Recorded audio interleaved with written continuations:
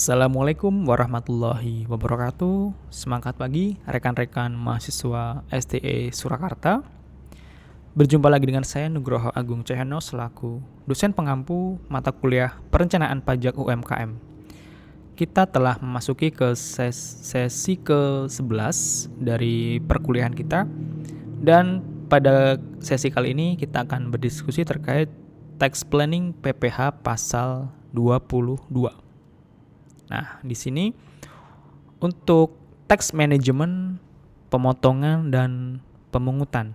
Nah, ruang lingkupnya mencakup antara lain untuk yang pertama adalah PPh pasal 22 impor, PPh pasal 22 bendaharawan dan BUMN atau BUMD untuk pembayaran untuk pembelian dan penyerahan barang yang dibebankan kepada APBN atau APBD. Kemudian PPh pasal 22 atas kegiatan usaha lain, penjualan otomotif, kertas, semen, baja.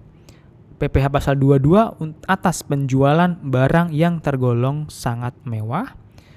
Kemudian pada saat impor barang, PPh harus dibayar kepada Direktorat Jenderal Bea dan Cukai atau Bank Devisa. Tarif PPh pasal 22 impor bervariasi, tergantung apakah perusahaan memiliki API, angka pengenal impor, atau tidak. Kalau ada API, tarifnya 2,5% dari nilai impor. Kalau non-API, 7,5% untuk barang yang tidak dikuasai, dikenai tarif 7,5% dari harga jual lelang. Nilai impor diperoleh dari cost insurance freight, ya, harga barang, kemudian biaya asuransi dan biaya pengangkutan, ditambah bea masuk, BM atau biaya masuk, dan bea tambahan jika ada. Tarif yang berbeda-beda di atas mendorong adanya tax planning, yaitu memotivasi untuk mencari tarif terendah, apalagi dengan menggunakan API. Ya, diketahui di sini Pak tarifnya paling kecil 2,5%. Tax planning yang diterapkan dapat menekan beban PPh pasal 22 menjadi sebesar 5%, dari 7,5% menjadi 2,5% selisihnya apabila menggunakan API. Dalam dunia shipping atau dunia pelayaran maupun penerbangan, dikenal dengan adanya handling fee, yaitu sejumlah fee yang harus dibayar berdasarkan perjanjian handling fee antara importir yang mempunyai API dengan pemilik barang atas jasa yang diberikan. Atas pengenaan handling fee tersebut dipotong PPh pasal 23. Hal di atas dapat dilakukan oleh orang atau perusahaan yang tidak mempunyai API dengan meminjam bendera perusahaan yang mempunyai API untuk mengeluarkan barang impornya dengan kompensasi pemberian handling fee. Bila benefitnya atau selisihnya tadi 5%, lebih besar dari cost of handling fee yang dikeluarkan, misalnya antara 1,5% sampai 2%, maka si pemilik barang masih dapat memperoleh tax saving dalam PPh pasal 22 senilai 3% sampai 3,5% dari harga barang impor tadi, dari komponen CIF ditambah biaya masuk. Bagi perusahaan yang masih rugi, cara ini akan bisa menghemat cash flow untuk masa tertentu, karena kredit pajak dari PPh pasal 22 tersebut hanya akan menyebabkan lebih bayar. Konsekuensi dari lebih bayar, pemeriksaan SPT PPh badan oleh pemeriksa pajak, ya, atau tax auditor, kemudian cost of tax compliance menjadi lebih mahal. Perusahaan memilih membiayakan PPh pasal 22 jadinya non-deductible untuk menghindari konsekuensi lebih bayar. Tax management dan tax planning yang baik mensyaratkan beberapa hal, seperti tidak melanggar ketentuan perpajakan secara bisnis yang masuk akal atau reasonable, didukung bukti-bukti pendukung yang memadai, antara lain kontrak, kemudian invoice. Pengecualian atau tax exemption PPh pasal 22, yaitu impor barang dan atau penyerahan barang yang berdasarkan ketentuan peraturan perundang-undangan tidak terutang PPh. Yang kedua, impor barang yang dibebaskan dari pungutan bea masuk dan atau PPN, pajak pertambahan nilai. Kemudian terkait pengajuan SKB PPh pasal 22.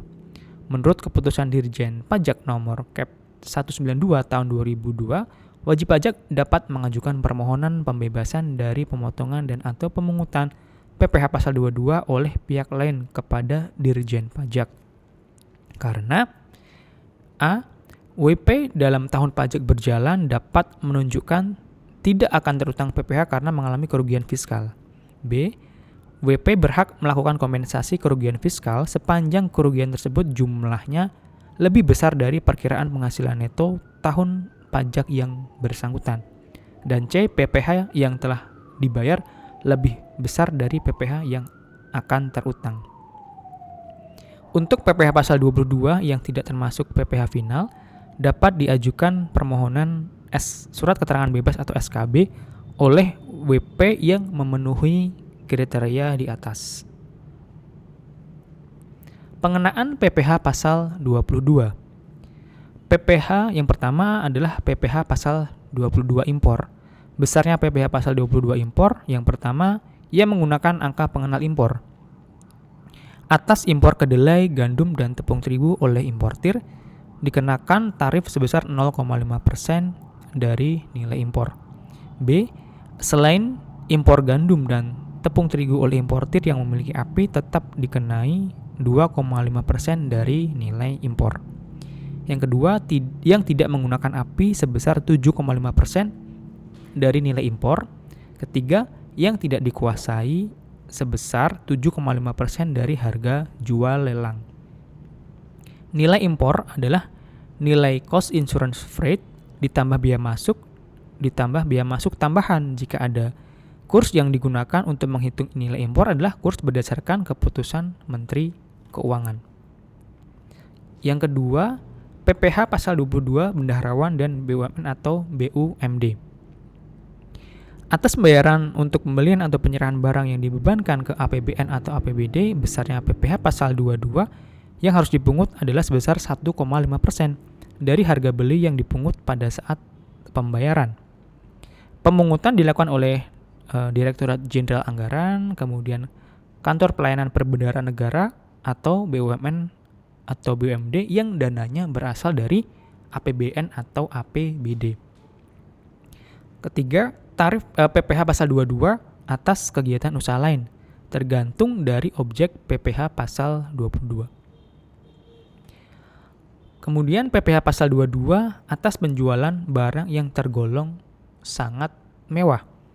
Sesuai dengan Peraturan Menteri Keuangan Nomor 253 Tahun 2008 tentang wajib pajak badan tertentu sebagai pemungut PPh dari pembeli atas penjualan barang yang tergolong sangat mewah, pemungut pajak adalah wajib pajak badan yang melakukan penjualan barang yang tergolong sangat mewah yang diwajibkan memungut PPh pada saat melakukan penjualan barang yang tergolong sangat mewah.